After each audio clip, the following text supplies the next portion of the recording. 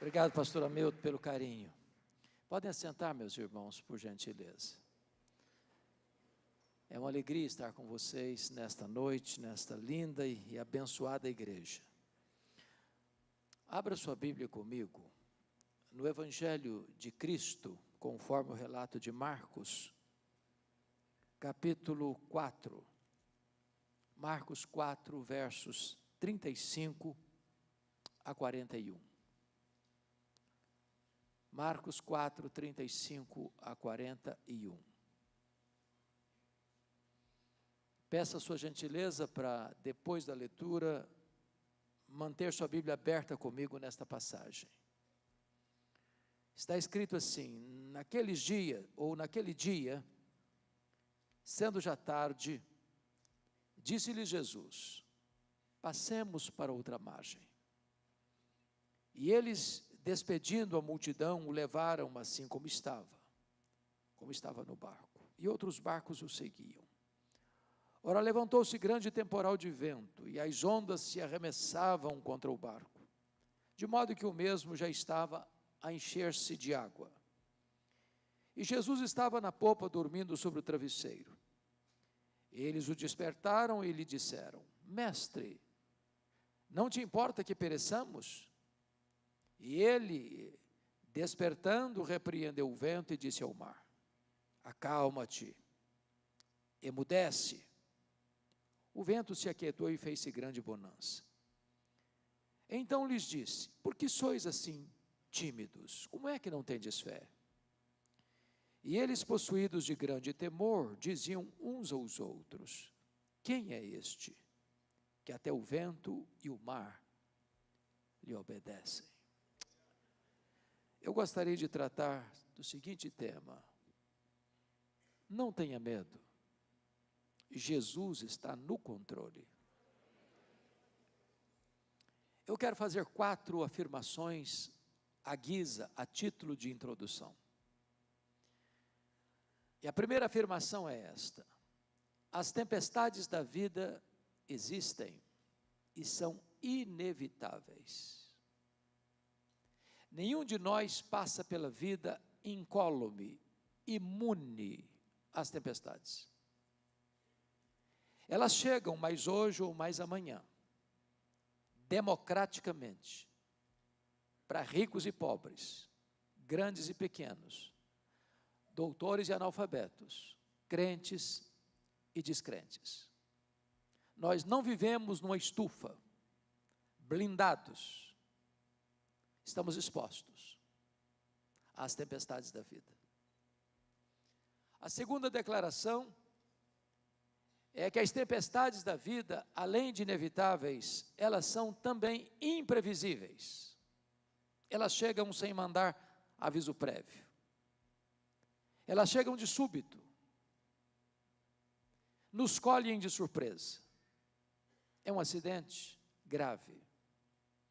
É uma doença súbita, é um divórcio doloroso, é um luto traumático, é uma rasteira do sócio da empresa,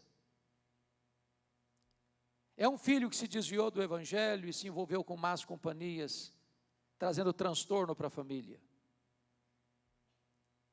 É uma situação que você nunca imaginou passar na vida, mas está passando. Talvez a geografia deste ambiente aqui retrate este fato. Vocês todos sabem que o chamado Mar da Galileia é um lago de águas doces, o maior reservatório de águas doces do Oriente Médio. 21 quilômetros de comprimento por 14 de largura. O chamado Mar da Galileia está encurralado por montanhas. No lado oriental, as montanhas de Golã. Do lado ocidental, as montanhas da Galileia. Esse lago está a 220 metros abaixo do nível do mar Mediterrâneo. No extremo norte de Israel, muito próximo dali, está o maior monte de Israel, o Monte Hermon, cujo cimo fica sempre coberto de gelo. Às vezes, repentinamente, inesperadamente, os ventos gelados descem desta montanha, encurralado por montes, batem na superfície do lago, e começa uma tempestade de vento, sol a pino, inesperadamente. É assim também na vida. As tempestades chegam de súbito, inesperadamente, imprevisivelmente. Terceira declaração: as tempestades também são inadministráveis, tantas vezes. Aquilo que é comum, doméstico, que você administrava com tanta facilidade, de repente fica estranho. Boa parte daqueles discípulos nasceram ao redor deste lago.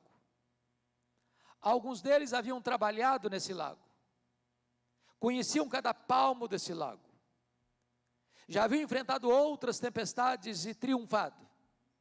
Agora, entretanto, eles não conseguem administrar a crise. O barco rodopia no epicentro da tempestade, sovado com fúria desmesurada, pelos ventos fortes, pelas ondas revoltas. O barco está se enchendo d'água, prestes ao naufrágio. Eles tentam resolver o problema, mas não conseguem.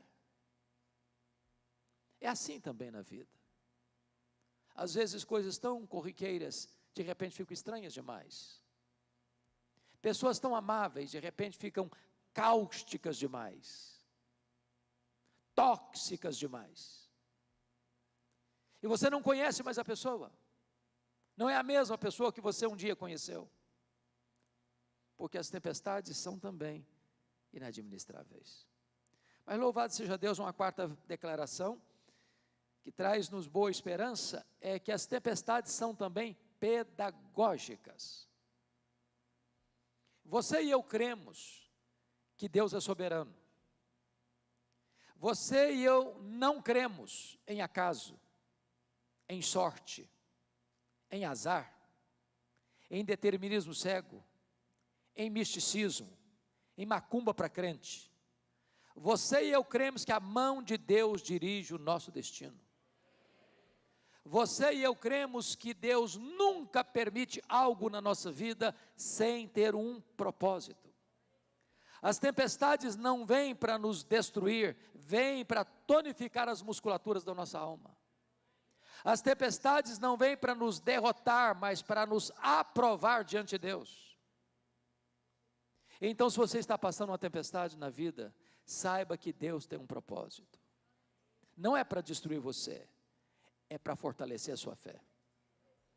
Dito isto, então, à guisa de introdução, vamos à análise do texto. O contexto dessa passagem revela para nós que Jesus passara todo aquele dia ensinando as parábolas do reino. E se você já deu aulas, ensinou, pregou um dia inteiro, é claro, no final do dia, você está exausto, cansado. Foi nesse contexto que Jesus, naquele dia, sendo já tarde, disse para os discípulos: passemos para outra margem.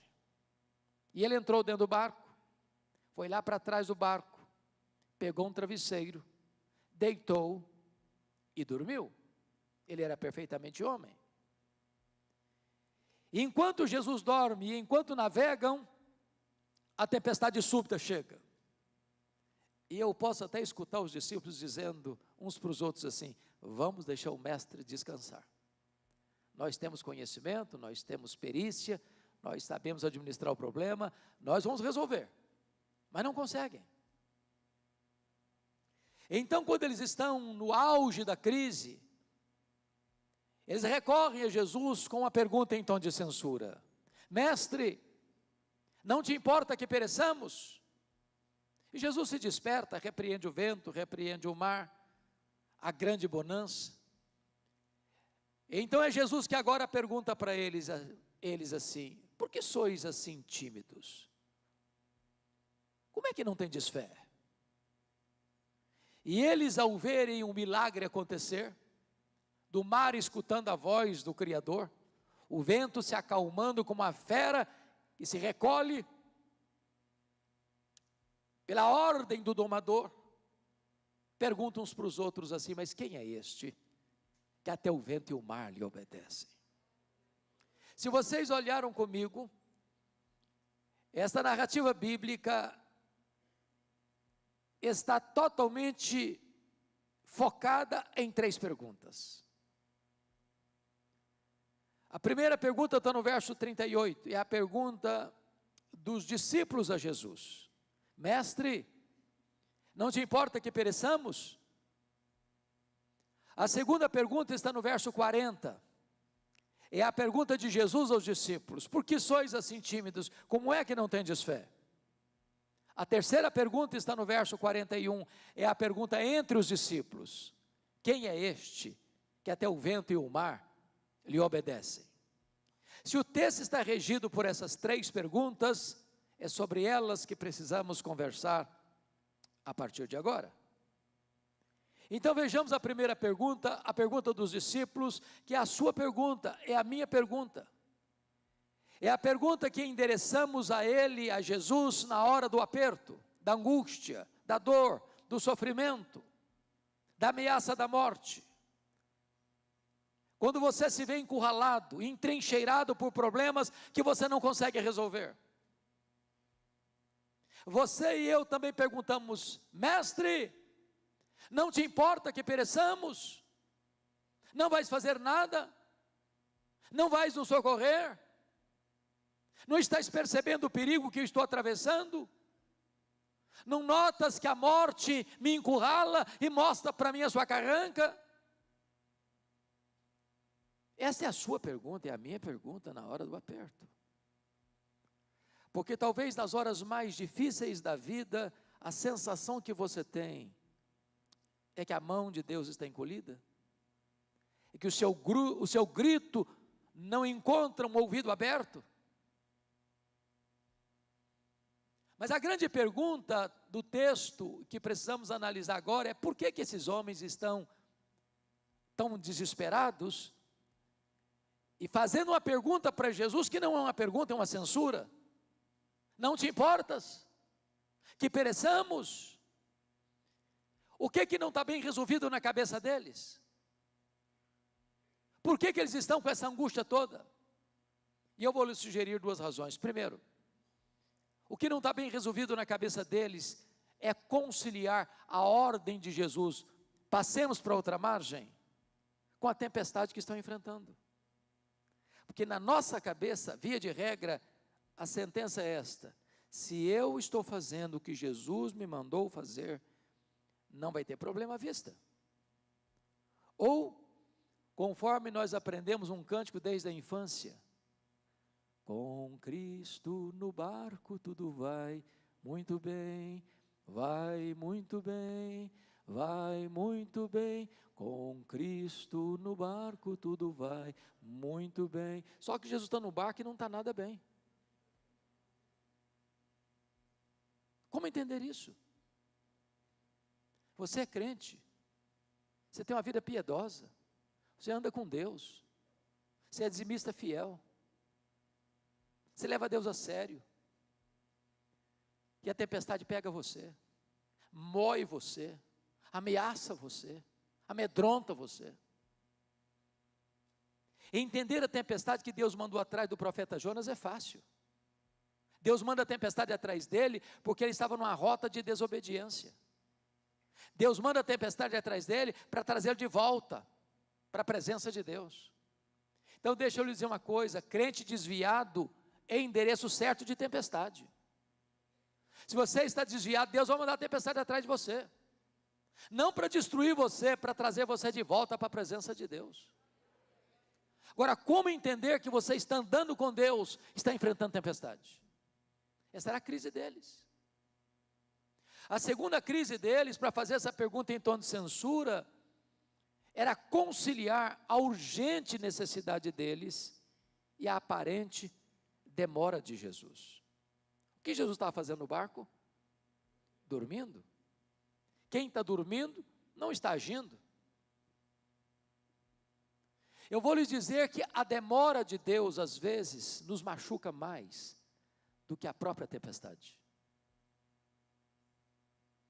O silêncio de Deus às vezes grita mais alto nos ouvidos da nossa alma do que os ruídos mais barulhentos das circunstâncias mais adversas.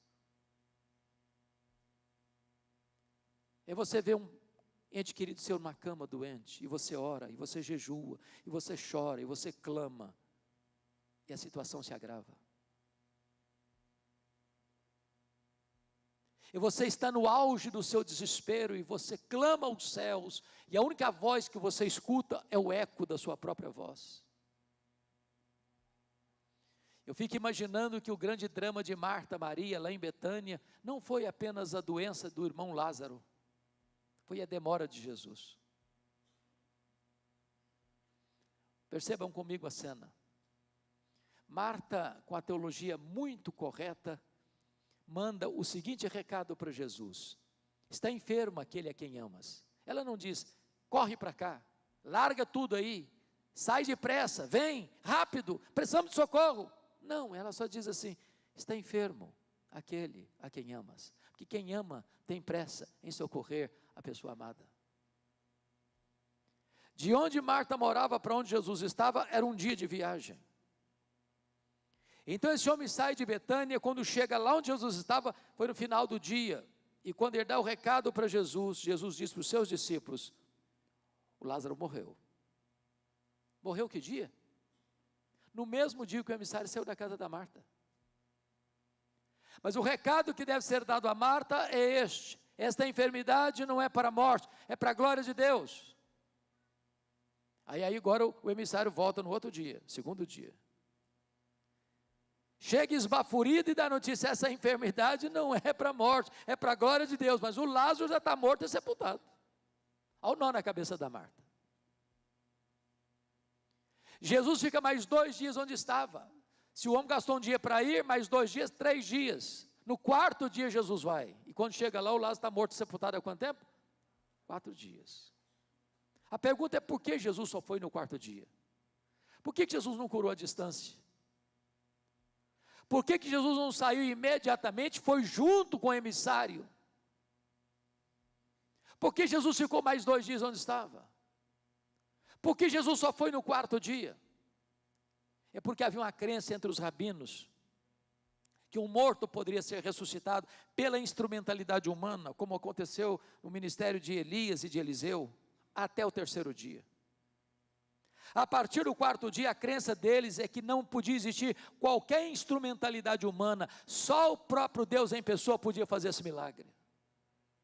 Jesus espera até o 4º dia, para que a nação reconhecesse que ele não era apenas um grande homem, ele era o próprio Deus entre os homens. Eu quero dizer para você nesta noite que Jesus não chega atrasado. O tempo de Deus não é o nosso. Ele nunca chegou atrasado. Quando ele parece atrasado, é porque ele está preparando algo maior e melhor para a nossa vida. Você não tem que ter medo, você tem que ter fé, porque ele está no controle. Mas vamos à segunda pergunta, porque agora diz a Bíblia que Jesus se desperta e repreende o vento e repreende o mar. Acalma-te, emudece. E o mar escuta a voz do Criador. E o vento tem ouvidos e obedece à voz do Criador. Diz a Bíblia que a sua voz é poderosa. A sua voz despede chamas de fogo. A sua voz faz tremer o deserto. A sua voz faz dar cria as corças. Ele fala e o sol para. Ele dá uma ordem e as estrelas aparecem. Ele dá uma ordem e o vento se acalma. Ele dá uma ordem e o mar sossega. Ele dá uma ordem e a doença tem que acabar. Ele dá uma ordem, os demônios têm que bater em retirada. Ele dá uma ordem e os anjos saem para obedecê-lo. O universo inteiro se curva diante da sua voz poderosa. O vento se acalma, o mar se aquieta. Agora, é Jesus quem pergunta para os discípulos no verso 40. Por que sois assim tímidos? Como é que não tendes fé? Em outras palavras, por que vocês estão com medo?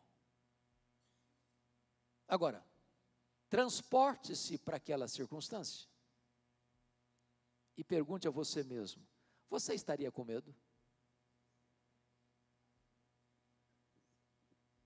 Um barco frágil, de noite, o barco rodopiando no meio do mar, enchendo-se de água, o vento fuzilando, as ondas açoitando, a morte mostrando sua carranca, e Jesus pergunta assim, por que vocês estão com medo? Eu só fiz um cruzeiro grande na vida. Já fiz vários cruzeiros pequenos, mas grande eu só fiz um. Saiu de Santos, foi para as praias do interior do Rio. E eu prometi a mim mesmo nunca mais fazer outro cruzeiro na vida. Foi horrível. Ondas de 5 metros. Todo mundo dentro daquele navio ficou nauseado. As pessoas saíam cambaleando para ir para o restaurante e voltavam sem jantar, segurando nas paredes, vomitando pelo corredor. Quando saiu, eu sabia que tinha 8 horas de viagem, eu não suportava mais o enjoo. Eu fiz uma oração para Deus: Deus, ou eu durmo ou eu morro, eu não aguento isso. Agora imagina um barco pequeno. E Jesus pergunta: vocês estão com medo por causa de quê? A grande pergunta é: por que aqueles discípulos deviam ter fé e não medo? E para ajudar a vocês na memorização, dar-lhes-ei 4 razões por que eles deviam ter fé e não medo. Todos começando com a letra P. Primeiro, eles deviam ter fé e não medo por causa da promessa de Jesus. Versículo 35, passemos para outra margem. Se Jesus disse passemos para outra margem, qual era o destino deles? A outra margem. Permita-lhes dizer que promessa de Jesus e realidade são a mesma coisa, porque Ele é o avalista da sua própria palavra. Em todas as suas promessas nós temos o sim e nós temos um amém. Nenhuma das suas promessas cai por terra. Então, se Ele prometeu, Ele é fiel para cumprir. Segundo, por que eles deviam ter fé e não medo?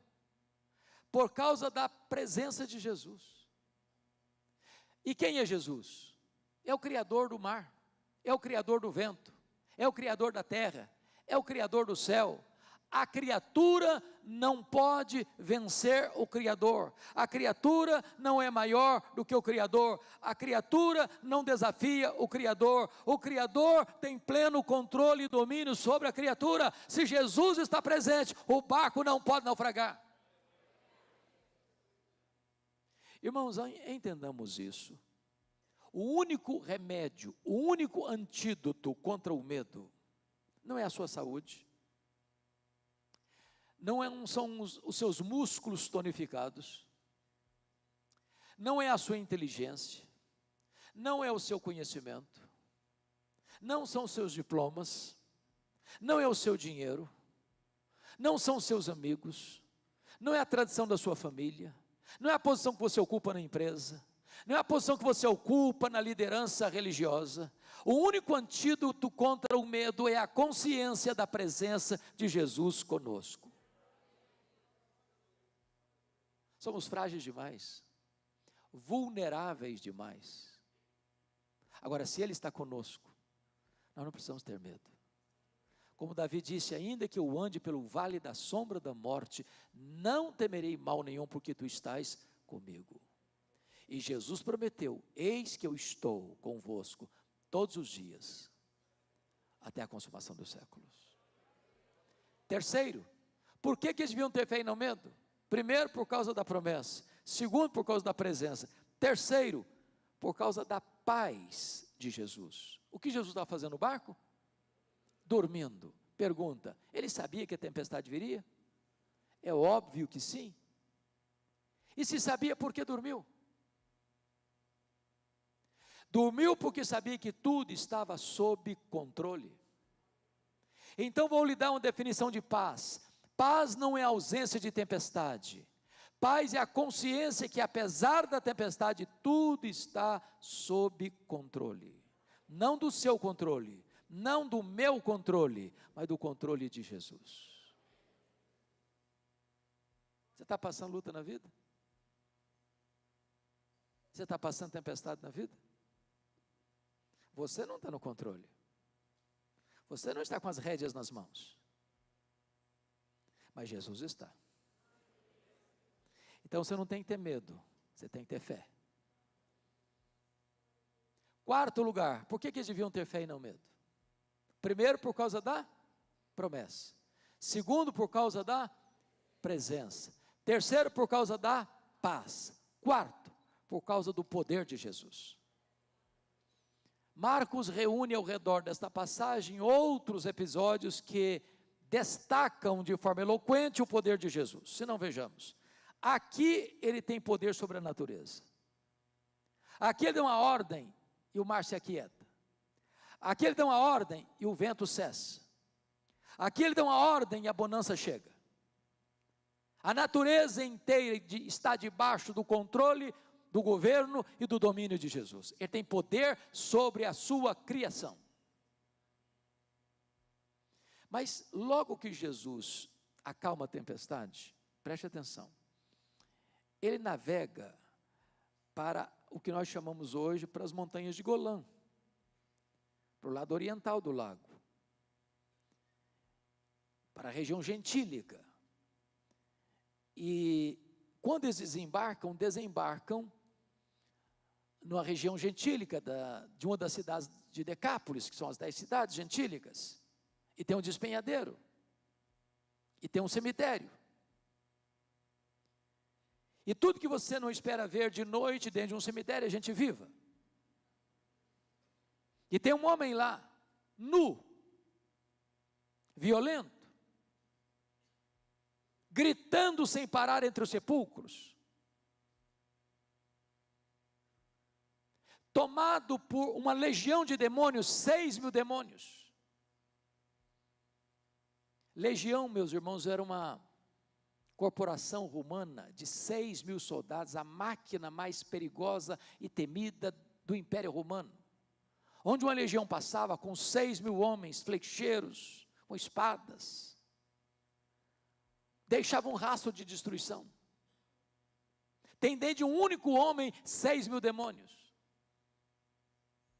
Esse homem é enjeitado da família, esse homem é foragido da lei, as algemas não conseguem mais prendê-lo, ele não tem mais espaço entre os vivos, por isso convive entre os mortos. Ele é um pária da sociedade, ele é um transtorno social. E Jesus viaja à noite, depois de uma tempestade, para dentro de um cemitério, porque no reino de Deus não tem lata de lixo, no reino de Deus não tem gente descartável, no reino de Deus não tem gente irrecuperável. Para Jesus não tem vida irrecuperável, para Jesus não tem vida quem não possa ser curada, liberta, salva, restaurada para a glória do seu nome. Para Jesus não tem doença incurável, Ele é o todo-poderoso Deus, Ele tem poder sobre os demônios. Jesus faz essa viagem para curar este homem, para libertar este homem, para salvar este homem, para transformar este homem e para enviá-lo como missionário para a sua terra. Ele tem poder sobre a natureza, Ele tem poder sobre os demônios. Mas quando Jesus retorna para a sua cidade, que ele adotou como sua cidade, Cafarnaum, tinha uma multidão aguardando por ele. E no meio dessa multidão tem uma mulher anônima, incógnita, que está sofrendo há 12 anos uma hemorragia crônica. Já gastara todos os seus recursos com a medicina, sem lograr qualquer melhora ou qualquer êxito no tratamento. E essa mulher, num dado momento, ela começa a pensar: se eu apenas tocar na orla das vestes de Jesus, eu ficarei livre do meu mal. Ela era impura, cerimonialmente falando. Qualquer pessoa que ela tocasse, ficava impura.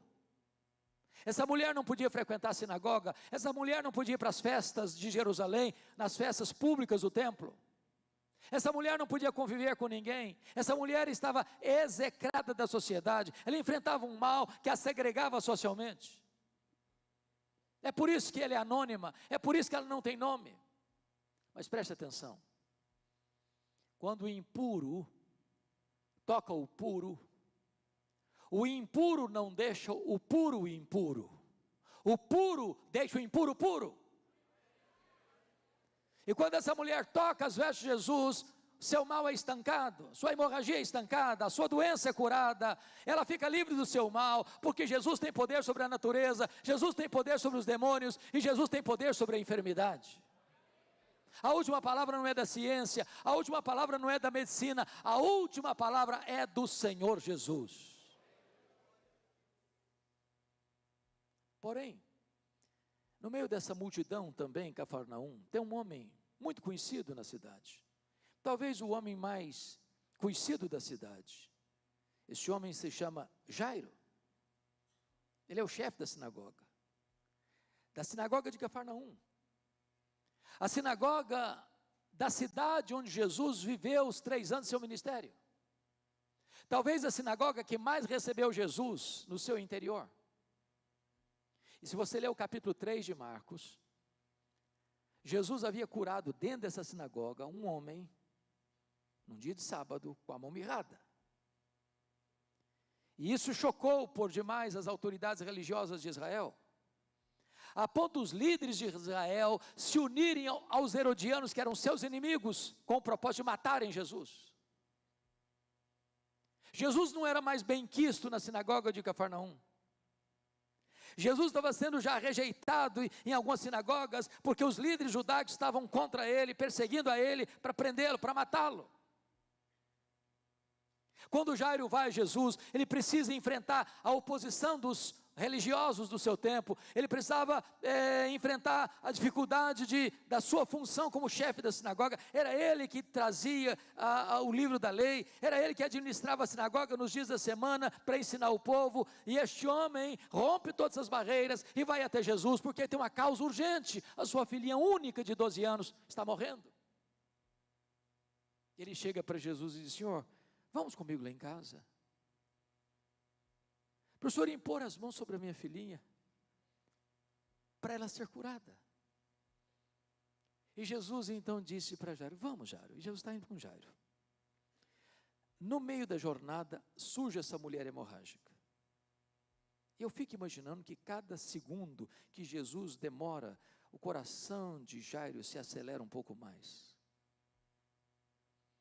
Quando de repente no meio dessa multidão Jesus para a caminhada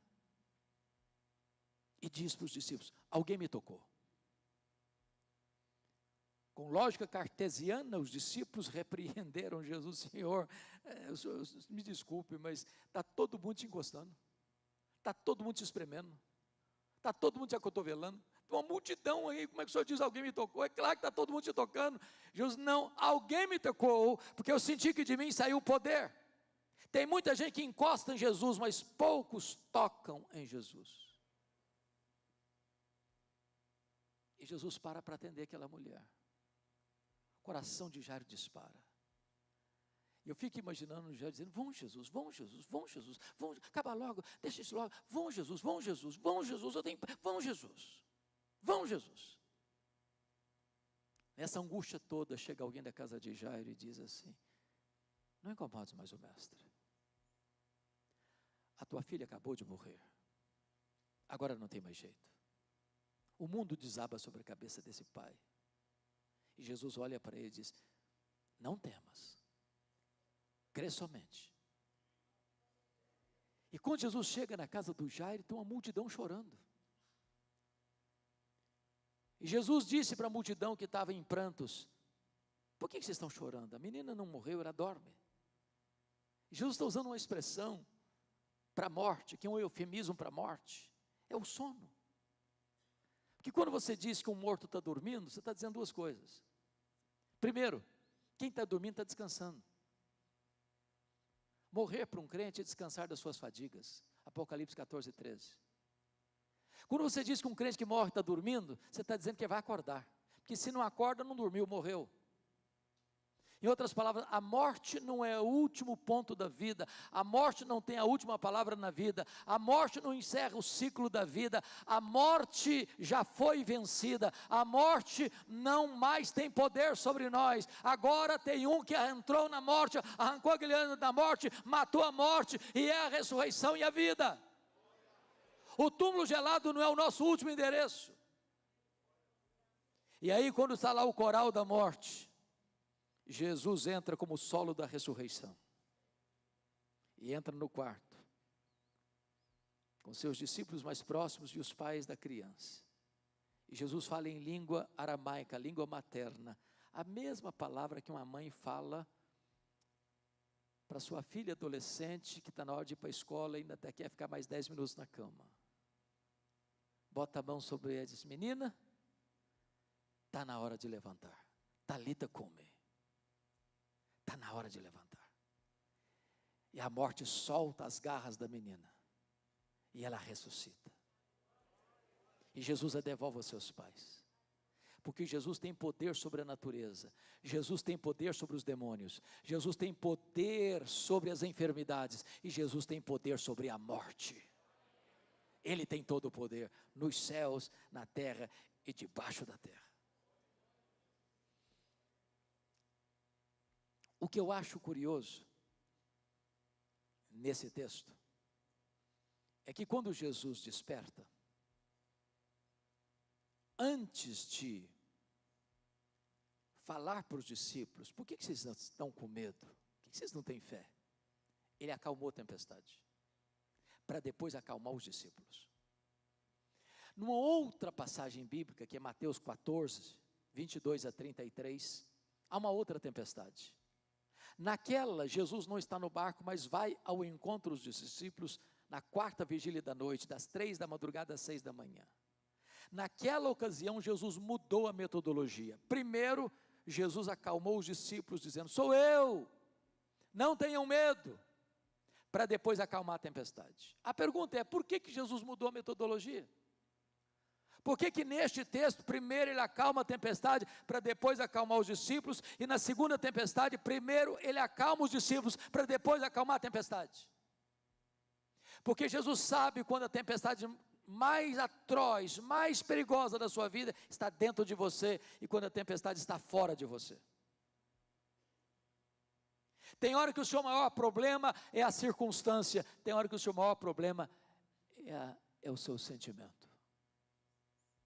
Jesus está aqui nesta noite, e Ele conhece a tempestade de fora, Ele conhece a tempestade de dentro, e Ele está aqui hoje para acalmar a tempestade de fora, e acalmar a tempestade de dentro.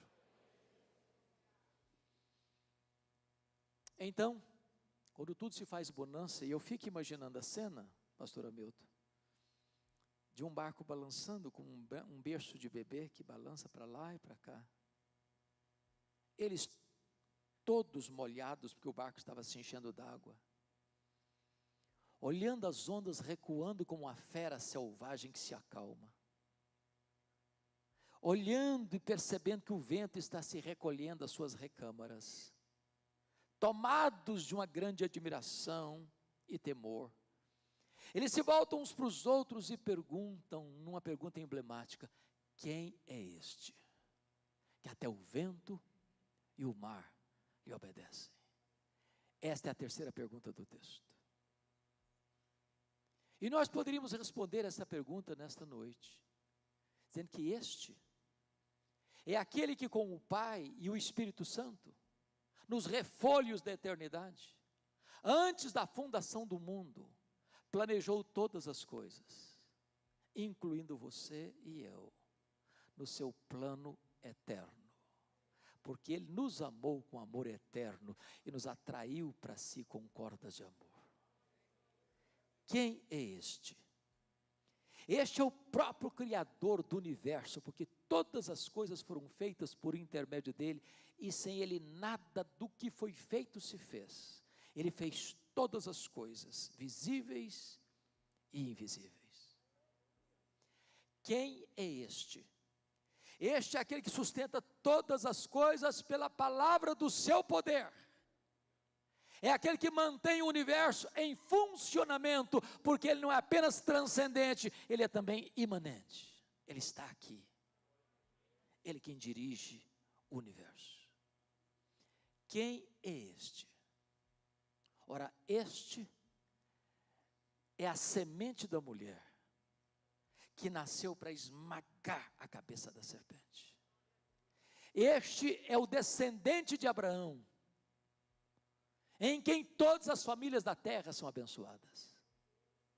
Este é aquele que é representado por aquela coluna de fogo que guiava o povo de noite, e por aquela coluna de nuvem que guiava o povo de dia. Quem é este? Este é aquele que é representado pelo maná que caía do céu, e pela água que brotava da rocha. Ele é o pão vivo de Deus, Ele é a água viva para dessedentar a sua alma. Quem é este? Este é o simbolizado pelo Cordeiro da Páscoa, cujo sangue vertido, colocado no batente das portas, livrou os primogênitos de Israel da morte no Egito. Quem é este? Este é aquele que é simbolizado pelo tabernáculo. Este é aquele que é simbolizado pela arca da aliança. Este é aquele que é simbolizado por aquilo que estava dentro da arca, as tábuas da lei, o vaso com maná, a vara seca de Arão que floresceu. Quem é este? Este é simbolizado pelo santuário, pelo templo. Este é simbolizado pelas festas de Israel, pelos sacrifícios de Israel. Este é simbolizado pelo sábado. Tudo era sombra dele, ele a realidade. Quem é este? Este é o sol da justiça e a brilhante estrela da manhã. Este é o maravilhoso conselheiro, é o Deus forte, é o Pai da eternidade, é o príncipe da paz. Quem é este? Este é o Verbo eterno, que se fez carne e habitou entre nós, cheio de graça e de verdade. E vimos a sua glória, glória como do unigênito do Pai. Este é o Cordeiro de Deus que tira o pecado do mundo. Este é o Cordeiro que foi morto, mas está vivo pelos séculos dos séculos e tem as chaves da morte e do inferno. Este é o alfa e o ômega, este é o princípio e o fim, este é o amado da nossa alma, este é a nossa alegria, este é a nossa paz, este é a nossa justiça, este é a nossa herança, este é tudo em todos. Quem é este? Este é o fundamento da igreja, este é o dono da igreja, este é o edificador da igreja, este é o protetor da igreja. Quem é este? Este é o grande eu sou, é o pão da vida, é a luz do mundo, é a porta das ovelhas, é o bom pastor, é o caminho e a verdade e a vida, é a ressurreição e a vida, é a videira verdadeira. Quem é este? Este é o noivo da igreja. Este é o Salvador, o Cristo, o Senhor. Este é o Rei dos reis, este é o Senhor dos senhores. Quem é este? Este é o único nome dado entre os homens pelo qual importa que sejamos salvos. Este é o único mediador entre Deus e os homens. Quem é este? Este é aquele que, por amor de nós, desceu da glória, sendo Deus, não julgou como usurpação o ser igual a Deus, antes a si mesmo se esvaziou, assumindo a forma de servo, humilhando-se até a morte, e morte de cruz, pelo que o Pai o exaltou sobremaneira, e lhe deu o nome que está acima de todo nome, para que o nome de Jesus se dobre todo joelho, nos céus, na terra e debaixo da terra, e toda língua confesse que Jesus Cristo é Senhor, para a glória de Deus Pai. Quem é este? Este é aquele que por amor de nós chorou e sangrou no Getsemane. Este é aquele que por amor de nós foi cuspido e esbordoado no sinédrio judaico. Este é alguém que por amor de nós foi surrado, espancado e vilipendiado no pretório romano. Este é aquele que por amor de nós caminhou pelas ruas apinhadas de Jerusalém, sob os apupos e vaias de uma multidão ensandecida. Este é aquele que foi pregado naquele leio maldito, mas transformou aquele patíbulo de horror num palco para a glória de Deus e num instrumento para a nossa salvação. Quem é este? Este é aquele que morreu pelos nossos pecados, mas ressuscitou para a nossa justificação. Este é aquele que voltou para o céu e derramou o Espírito Santo sobre a igreja. Este é aquele que está no trono. Este é o nosso grande sumo sacerdote. Este é o advogado justo que intercede por nós. Este é o noivo da igreja que vai voltar pessoalmente para buscar a sua igreja. Vai voltar visivelmente, audivelmente, repentinamente, inesperadamente, gloriosamente, para buscar a sua igreja. Quem é este? Este é o juiz de vivos e de mortos, que vai se assentar no trono e vai julgar as nações. Este é aquele com quem vamos reinar para sempre e sempre e sempre. Este é aquele que veremos face a face. Este é aquele que vai enxugar dos nossos olhos toda lágrima. Este é aquele com quem vamos servir e reinar pelos séculos dos séculos. Quem é este? Este é o amado da nossa alma, este é o nosso glorioso Salvador, este é aquele que está dizendo para você nesta noite: você não precisa ter medo, você precisa ter fé. A este Jesus, a honra, a glória, o louvor, agora e pelos séculos eternos. Aleluia. Amém.